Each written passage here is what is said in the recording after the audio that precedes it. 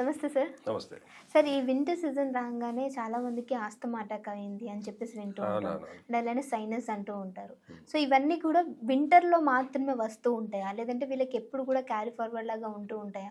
వీటిని తగ్గించుకోవాలంటే మన హోమియోపతిలో ఏమన్నా మెడిసిన్స్ ఉన్నాయా? సో ఏ యాహ్! విధంగా ట్రీట్ చేయాలి అంటారు? అంటే ఆస్తమా అనేది ఇట్స్ ఏ క్రానిక్ ప్రాబ్లమ్ యాక్చువల్‌గా. హ్మ్. ఒకసారి వచ్చిందంటే అది తగ్గడం చాలా కష్టం. అంటే పర్టిక్యులర్‌గా అలోపతి ట్రీట్మెంట్స్ వాళ్ళు ఇచ్చే జనరల్‌గా ఏదంటే స్టెరాయిడ్స్ ఇస్తారు వాళ్ళు. హ్మ్. డెరిఫిలిన్, డెకాడ్రాన్ ఇట్లాంటి ఆ టైంలో లేదంటే పఫ్స్ ఇస్తారు. ఓకే. అది ఏంటి ఆ ప్రాబ్లమ్ వచ్చినప్పుడు పఫ్ కొట్టుకుంటే ఆ రిలీఫ్ ఉంటది. కొంతమందికి ఏదంటే అది అలవాటయిపోతది. అది కంపల్సరీ డైలీ మార్నింగ్ లేవడంతోనే కొంతమంది అలవాటుగా హ్మ్. తీసుకుంటారు. పడుకునేటప్పుడు లేదంటే నిద్ర రాదు. సో, అస్తమా ఉన్నవాళ్ళు ఫస్ట్ ఏంటంటే సీజన్ పర్టిక్యులర్‌గా అంటే ఏ సీజన్‌లోనే ఉండొచ్చు. హ్మ్. But main winter. సో, ఈ చలికి పర్టిక్యులర్‌గా చల్లదనంపై ఈ అలర్జీ ఉన్న వాళ్ళకి కూడా ఈ పోలెన్ అవన్నీ కొద్దిగా ఎక్కువుంటాయి.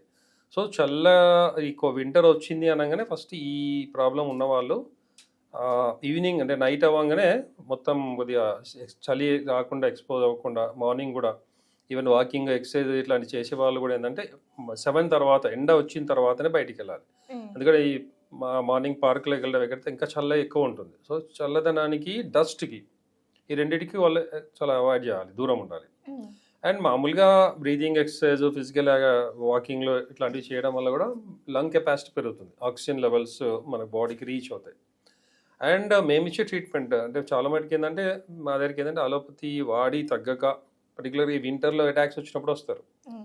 సో, అలా వచ్చే కంటే కూడా మామూలుగా అంటే వాళ్ళకి ఎక్కువ లేనప్పుడు వస్తే ఇంకా మా మెడిసిన్ ద్వారా ఏందంటే వాళ్ళకి డీప్‌గా పనిచేసి ఈ లంగ్ కెపాసిటీ పెరగడం, ఇది కాకపోతే అలర్జీ అంటే ఏంటంటే జనరల్‌గా ఇట్స్ ఓవర్ సెన్సిటివిటీ. సో, పర్టిక్యులర్‌గా ఇప్పుడు ఒక పర్టిక్యులర్ స్మెల్‌కి గానీ, లేదంటే డస్ట్‌కి గానీ, స్మోక్ గానీ, ఇలా కొంతమందికి ఆ పర్ఫ్యూమ్స్ వాడడం కూడా ఆయాసం వస్తుంది. హ్మ్. సో, కానీ పర్టిక్యులర్‌గా బుక్స్ ఇట్లాంటివి నిలువ అంటే చాలా రోజుల నుంచి తీయను అట్లాంటివి పర్టిక్యులర్ వింటర్‌లో టచ్ చేయకూడదు.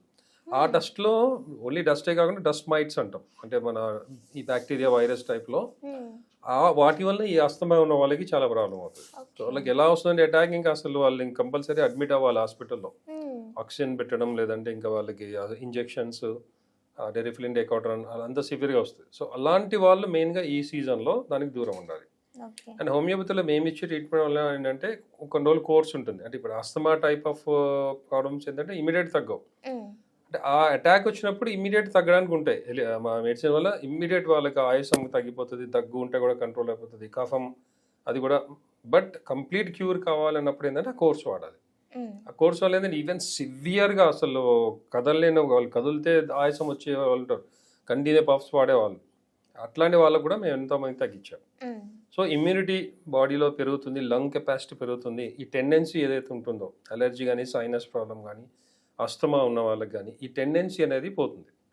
అండ్ ఈ పర్టిక్యులర్‌గా హెరిడిటరీ వస్తుంది చాలామందికి. పేరెంట్స్‌లో ఉన్న వాళ్ళకి కంపల్సరీ పిల్లల్లో ఈ ఆస్తమా అనేది చాలా మటుకు వస్తుంది. సో, ఈవెన్ ఈ హెరిడిటరీ టెండెన్సీ ఉన్న వాళ్ళకి మేమిచ్చే ట్రీట్మెంట్ వల్ల తగ్గుతుంది. ప్లస్ ఇప్పుడు ప్రెగ్నెంట్ ఉన్న లేడీస్ సపోజ్ వాళ్ళ ఫ్యామిలీలో ఆ హిస్టరీలో వాళ్ళకి ఆస్తమా ఉంది, అలర్జీ ఉంది. సో, వాళ్ళకి మేము ట్రీట్మెంట్ ఇస్తాం. During pregnancy. హ్మ్. సో, వీళ్ళు కరెక్ట్‌గా ట్రీట్మెంట్ తీసుకుంటే పుట్టబోయే పిల్లలకి 100% ఈ ఆస్తమా అనేది లైఫ్‌లో రాదు.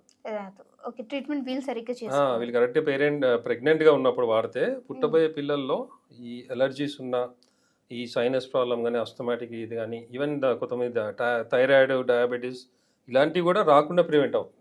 హ్మ్. సో, ప్రెగ్నెంట్‌గా ఉన్నప్పుడు చాలా ఇంపార్టెంట్. ఇట్లాంటివి ఏమన్నా ఫ్యామిలీ డిజార్డర్స్ అంటే ఈ హెరిడిటరీ టెండెన్సీస్ ఉంటే అస్తమా గాని, ఏదైనా గాని.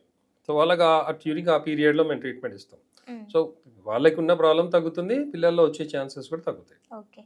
సో, సో, ట్రీట్మెంట్ విధానము హోమియోపతిలో చాలా లాంగ్ ప్రాసెస్ ఉంటుంది అని చెప్పేసి అందుకనే దాన్ని కొంచెం అవాయిడ్ చేస్తారు అనే విధంగా. ఎలా లాంగ్ ఉంటుంది ట్రీట్మెంట్ లాంగ్ విధానం? ప్రాసెస్ ఎప్పుడు ఉంటుందంటే డిసీజ్ లాంగ్ అయినప్పుడు. Chronic disease. ఇప్పుడు క్రానిక్. ఇవన్నీ ఆస్తమా ఉంది, హ్మ్. లేదా ఆర్థరైటిస్ గాని, డయాబెటిస్ గాని, థైరాయిడ్ ప్రాబ్లము, హార్ట్‌కి సంబంధించినవి, బీపీ ఇవన్నీ కూడా ఏంటంటే క్రానిక్ ప్రాబ్లమ్స్. హ్మ్.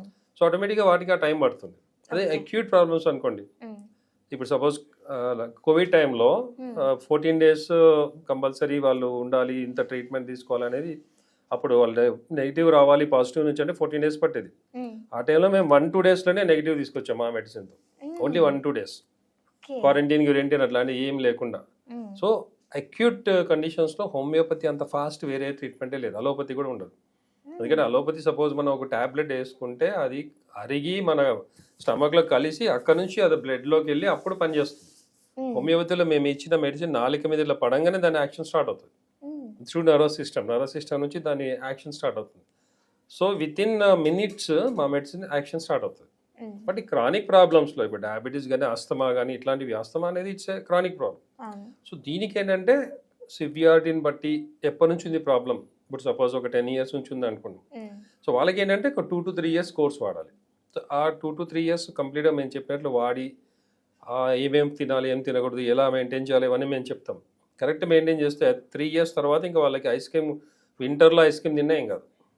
3 years అంటే టైంని బట్టి. రీసెంట్గా వచ్చింది కొంతమందికి ఒక 1 yearలో జస్ట్ ఆస్తమా ఇప్పుడే లాస్ట్ ఇయర్ నుంచి స్టార్ట్ అయింది. వాళ్ళకి 6 months to 1 yearలోనే తగ్గిపోతుంది. అంటే మన కండిషన్ ఏజ్ కూడా సపోజ్ మదర్కి ఓల్డ్ ఏజ్ వాళ్ళు వచ్చారు అనుకోండి 50, 60 వాళ్ళు, వాళ్ళకి కొద్దిగా స్లో ఉంటుంది. సో వాళ్ళకి ఏంటంటే 3-4 years పట్టవచ్చు. యంగ్ వాళ్ళలో 1 yearకే తగ్గిపోవచ్చు. సో అట్లా వాళ్ళ బాడీ కండిషన్, ఏజ్, సివియారిటీ ఎంత కాలం నుంచి ఉంది దీని ప్రకారం ట్రీట్మెంట్ టైం పడుతుంది. బట్ ఎలాంటి వాళ్ళకైనా ఎంత సివియర్గా ఉన్నా 100% ఆస్తమా కూడా, అలర్జీ కండిషన్స్ అయినా, సైనసైటిస్ అయినా, ఇవన్నీ కూడా పిల్లల్లో ఎడినైట్స్ అని ఉంటాయి, టాన్సిలైటిస్, ఇట్లాంటివన్నీ కూడా 100% curable. Okay, thank you so much sir, మంచి ఇన్ఫర్మేషన్.